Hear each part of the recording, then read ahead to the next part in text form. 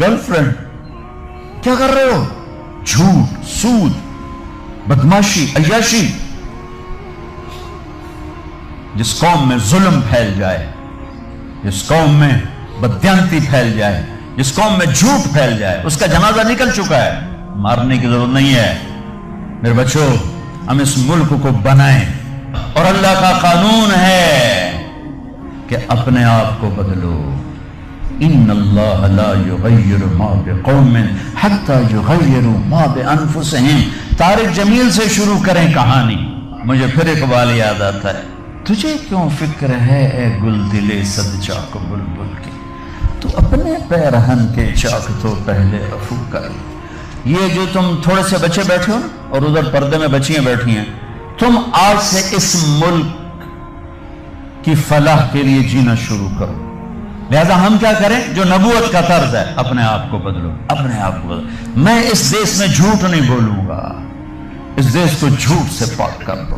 मैं इसमें जुल्म नहीं करूंगा, इसे जुल्म से धो दो। मैं यहां धोखा किसी को नहीं दूंगा, इसको धोखे से पाक करो। मैं सूद पे ना पैसे रखूंगा, ना सूद लूंगा, ना सूद के कर्जे लूंगा, ना सूद पे कारोबार करूंगा। मैं अपने मां बाप के पांव धो के पीऊंगा। अपने से शुरू करें। मेरी नमाज नहीं छूटेगी। अब लड़के लड़कियां इकट्ठे पढ़ते हो, मेरी नजर कभी बेहया ना उठेगी। याद रखना मेरे बच्चों, जिसकी नजर बेहया हो जाए, दुनिया के जुनैद बगदादी उसके दिल को नरम नहीं कर सकती, उसका दिल पत्थर हो जाता है, उसमें खैर जाती है। मैं इन्हीं वादियों से निकल के मदरसों में गया हूं। मैं गवर्नमेंट कॉलेज लाहौर में पढ़, मैं सिंगर था गवर्नमेंट कॉलेज लाहौर पर, डांसर था। मैंने इस गलाजत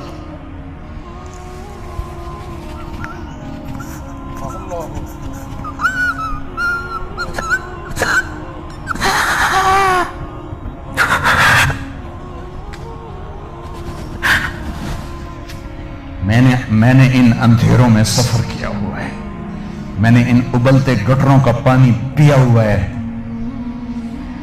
मेरी रातें ऐसी खौफनाक गुजरी हुई हैं।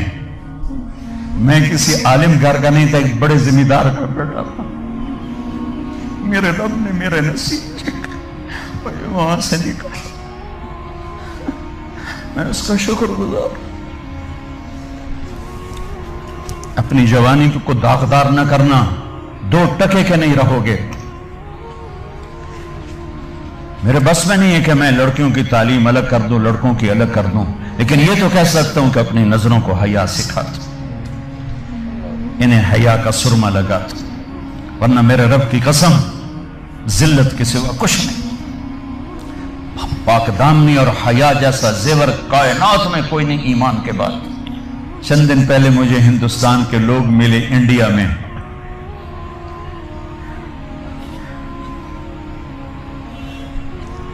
तो उनका जी हम गश्त कर रहे थे, सिखों का मोहल्ला था, तो एक बूढ़ी खातून आई कि बेटा मेरे पुत्रों ने भी मुसलमान बनाओ। मैं मुसलमान हाँ, मैं 47 पकड़ी गई हूं, मैं मुसलमान।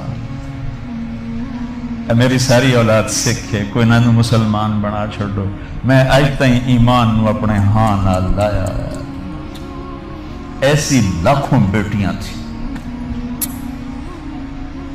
अगर नाचना गाना ही करना था तो उन्हें ज़बह होने की क्या जरूरत थी?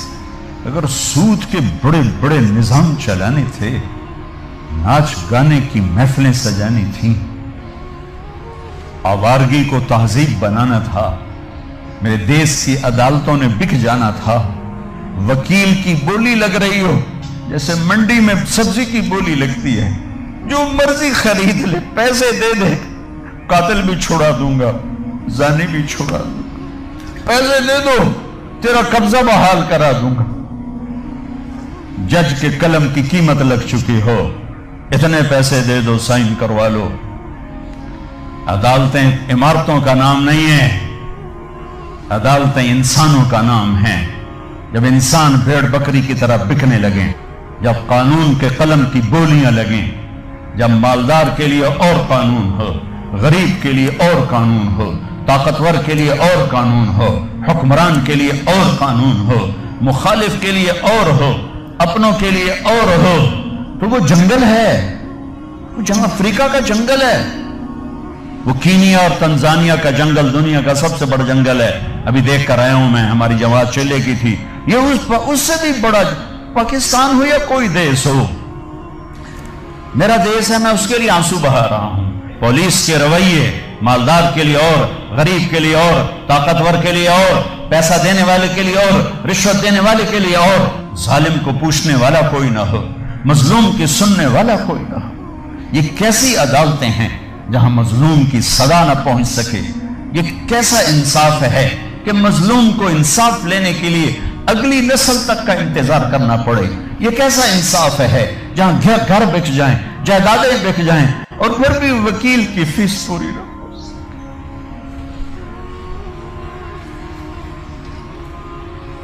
ہمارے بزرگوں نے بہت اچھا خواب دیکھا، بڑے ذبح ہوئے، بڑے ذبح ہوئے، چمن میں تخت پر جس دم شہ گل کا تجمل تھا، ہزاروں بلبلیں تھی باغ میں، ایک شور تھا غل تھا، کھلی جب آنکھ نرگس کی نہ تھا جز خار کچھ باقی، بتا تھا باغباں رو رو یہاں غنچہ یہاں گل تھا۔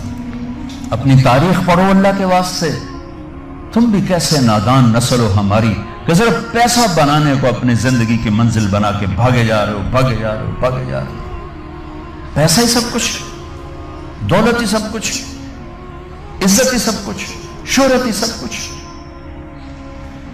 ایسی بیکار زندگی، ایسی بے مقصد زندگی، ایک موت ہے جو پیچھے لگی ہوئی ہے، یہ شمع گل ہو جائیں گی، یہ بولتی زبان ہمیشہ کے لیے خاموش ہو جائے گی، کانوں کے ٹیلی فون کے تار کٹ جائیں گے، یہ سوید لباس پہنا ہوا جسم لٹھے کے کفن میں لپیٹ کر مٹی میں مٹی کر دیا جائے گا۔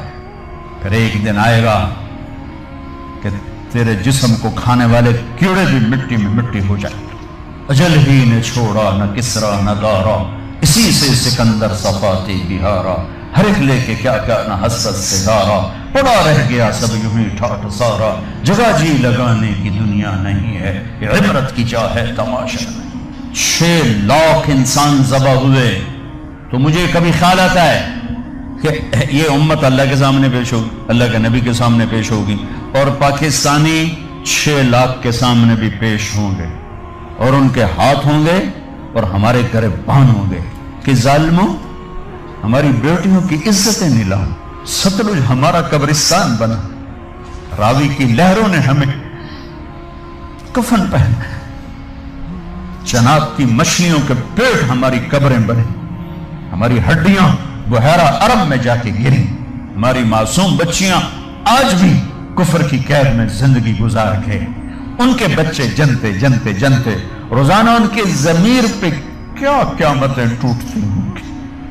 ساری دنیا پھری ہے، ایسا خطہ کہیں نہیں دیکھا، ایسا خطہ کہیں نہیں دیکھا، ایسی خیر کی شکلیں کہیں نہیں دیکھی، ایسے علم والے، ایسے زہد والے، ایسے نوجوان۔ برائی اگرچہ ہے لیکن جو خیر کا پہلو میں اس ملک میں دیکھتا ہوں پوری دنیا میں کہیں نہیں دیکھتا، پوری دنیا میں۔ تو میرے عزیزو، ہم اپنے اللہ سے اس نعمت کے شکرانے میں وہ کریں جو اللہ ہم سے چاہتا ہے۔ ہم اس ملک کو ٹھیک کریں کہاں سے؟ طارق جمیل سے۔ یہاں وہ یہ کر رہا ہے، وہ یہ کر رہا ہے، وہ یہ کر رہا ہے، اس کو بند کر دو۔ وہ دیکھو کی کر گیا، وہ کی کر گیا۔ اندھے ہو جاؤ، بہرے ہو جاؤ، گونگے ہو جاؤ، اپنے عیب دیکھو، اپنے عیب سنو، ضمیر کی آواز سنو، دل کی دھڑکوں سے اٹھنے والی باتیں سنو، اور پھر قرآن سامنے رکھو، قرآن پڑھو۔ تم سب سے کہتا ہوں قرآن پڑھو، قرآن پڑھو، تاکہ ممبر پر بیٹھنے والے کا تمہیں پتا ہو کہ یہ ہمیں پیغام دے رہا ہے یا آگ لگا رہا ہے، یہ ہمیں نفرتوں میں دھکیل رہا ہے یا محبت کے پھول دے رہا ہے۔ اور اپنے نبی کی زندگی پڑھو، اپنے نبی کی زندگی پڑھو۔ میں کسی فرقے کا ترجمان نہیں ہوں، میں اسلام کا ترجمان ہوں، میں اسلام کا ترجمان ہوں۔ یہ بھڑکتی آگ ہے جس نے سارے خرمن کو جلا دیا ہے۔ میں اکیلا کہاں تک بولوں اور کیا کیا بولوں، لیکن میرے سامنے ایک واقعہ ہے کہ جب ابراہیم علیہ السلام کی آگ بھڑکائی گئی تو گرگٹ کرلا، وڈا کرلا، اس نے آ کے پھونکیں ماری، پھونکیں، اور نام مرادہ تیری پھوکا نال کڑی اگ بچ جاونی۔ لیکن ایسی نحوست اس کے لیے مقدر میں آئی کہ میرے نبی نے فرمایا جہاں گرگٹ ملے اسے قتل کیا جائے. گرگٹ زیادہ تر افریقہ میں بہت ہے، ہمارے جنگلوں میں ہوتا ہے، شہروں میں نہیں. کبوتر نے کیا کیا؟ اس نے چونچ میں پانی بھرا اور جا کر ابراہیم علیہ السلام کی آنکھ کے اوپر گرایا. کہ میرے کو پوچھنی تو کوئی نہیں، پر میرا نا تا لکھ مجاون آلے ہیں. تو میرے اللہ نے کبوتر کی ایسی محبت ڈالی لوگوں کے دلوں میں کہ حرمین میں کبوتر کے سوا کوئی پرندہ کوئی. ہزاروں پرندے گنبد خضرا کا طواف کر رہے ہوتے ہیں، ہزاروں کبوتر بیت اللہ کا طواف کر رہے ہوتے ہیں، ہزاروں کبوتر مسجد نبوی کا طواف کر رہے ہوتے ہیں، اور ساری دنیا سے آنے والے مسلمان ان کو دانا ڈال رہے ہیں. یہ اس کبوتر کی طفیل ہے جس نے 2 چونچ پانی گرایا تھا. میں کچھ نہیں ہوں، میں ایک کبوتر ہوں جو 2 چونچ پانی گرا رہا ہوں. اس بھڑکتی آگ کو میں نہیں بجھا سکتا، لیکن میں اس آگ کو میں پھونک نہیں مار سکتا. میں پھونک مارنے والوں میں اپنا نام نہیں لکھانا چاہتا. میں اللہ کے رسول کے دربار میں پیش ہو کے کہنا چاہتا ہوں، یا رسول اللہ، میں نے تو آپ کی امت کو جوڑنے کی کوشش کی تھی، آگے تمہاری مرضی، شیعہ بنو، سنی بنو، بریلوی بنو، دیوبندی بنو، وابی بنو، جو مرضی ڈھول بجاؤ، ارے مسلمان بن کے رہو، مسلمان بن کے رہو، امت بن کے رہو، امت بن کے